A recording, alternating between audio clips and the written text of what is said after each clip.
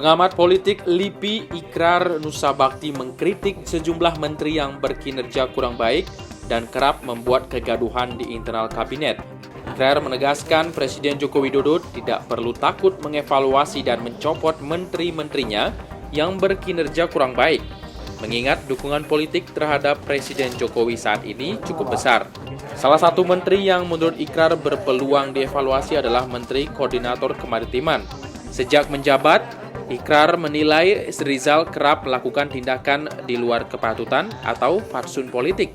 Selain berpolemik dengan Menteri SDM Sudirman Said soal blok Masela, Rizal juga pernah mengajak Wakil Presiden Yusuf Kala berdebat soal pembangkit listrik 35.000 MW. Kinerja kementerian di bawah Rizal juga dianggap kurang maksimal, mengingat persoalan dwelling time atau waktu bongkar muat belum memenuhi target Presiden Jokowi, yakni sekitar 3 hari.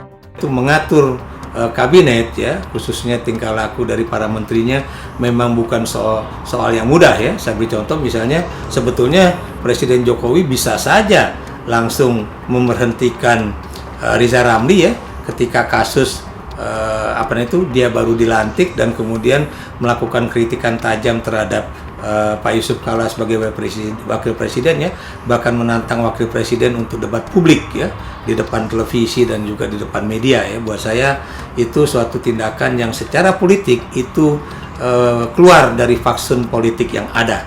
Anda juga tahu bahwa seorang menteri kemudian mengganti nomenklatur kementeriannya sendiri tanpa adanya suatu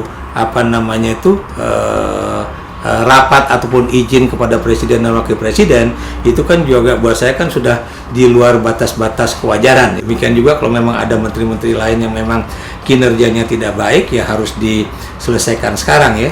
Ikrar juga melihat saat ini dukungan politik terhadap Presiden Jokowi jauh lebih besar, sehingga perombakan kabinet tidak akan menimbulkan kegaduhan politik. Demi efektivitas roda pemerintahan, Ikrar mengusulkan agar Presiden Jokowi sesegera mungkin melakukan reshuffle terbatas di tubuh kabinetnya. Tapi beliau sekarang kan udah mendapatkan suntikan dukungan baru, baik itu dari Partai Golkar, baik itu dari Partai Persatuan Pembangunan, Partai Amanat Nasional ya, dan kemudian bahkan PKS sendiri ya menyatakan bahwa walaupun kami tidak akan masuk ke pemerintahan, tapi PKS akan mendukung kebijakan-kebijakan pemerintah yang sesuai dengan misi dan visi dari Partai Keadilan Sejahtera.